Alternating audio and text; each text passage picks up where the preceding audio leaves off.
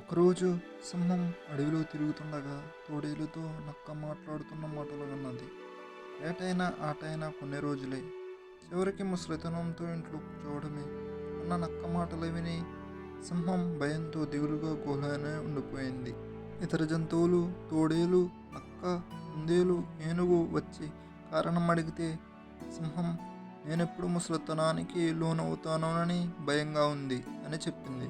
అప్పుడు కుందేలు ఒక ఎలుగుబంటి ఆకు పసరు తాగితే ముసలితనం రావదట అని అబద్ధం చెప్పింది. జంతువులు వెళ్ళిపోయాక అవి కుందేలును ప్రశ్నించాయి. కుందేలు జవాబిచ్చింది, రాజు బలహీనమైతే రాజ్యం అల్లకల్లోలమవుతుంది. అందుకే భయాన్ని పోగొట్టడానికి అబద్ధం చెప్పాను. అన్ని జంతువులు అంగీకరించాయి. నాయకుడు ధైర్యంగా ఉండాలి.